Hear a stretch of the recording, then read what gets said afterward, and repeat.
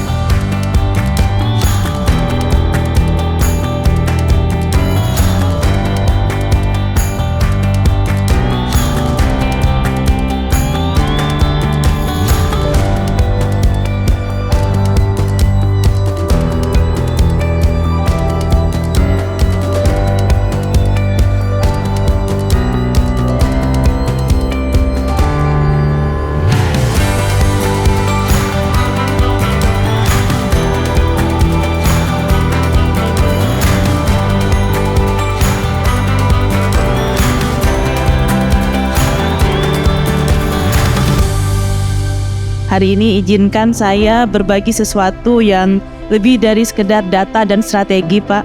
Namun adalah semangat kami, komitmen kami, kemudian kontribusi kami kepada masyarakat dan lingkungan.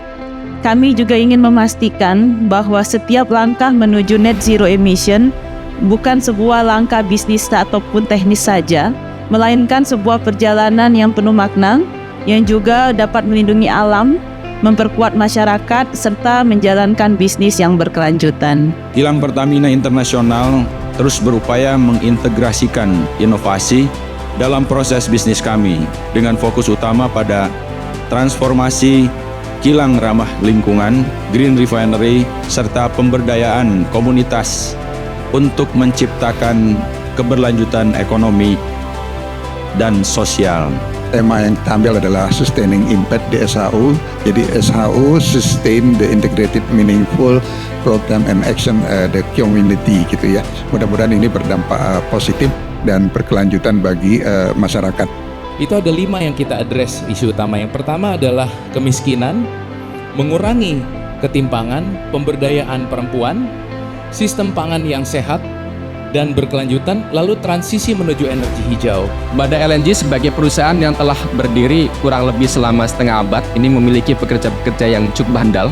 Melalui core kompetensi yang dimiliki, yang kami miliki, kami menyebarluaskannya kepada masyarakat sekitar, itu terutama pada masyarakat TITI, untuk mendukung program pemberdayaan masyarakat yang dibingkai dalam inovasi sosial. Pertama, keterbatasan akses terhadap pupuk subsidi mendorong kami menciptakan pupuk alternatif, yaitu pupuk organik, ramah lingkungan, dan mudah diakses. Kedua, proses kegiatan pertanian menjadi tidak tergantung lagi dengan kondisi cuaca.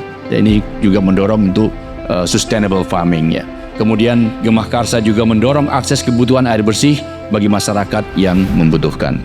Ini pola presentasinya memang lain. Nah, teman-teman itu bisa memilih merangkum atau memilih salah satu ya. Saya rasa mulai dari alur terkait LCA, terus kemudian di ekoinovasi, ini sudah cukup bagus sebenarnya. Dan titik berat yang disampaikan juga sudah dimunculkan. Itu usahakan apa yang kita sampaikan itu dipahami oleh audiens, Pak.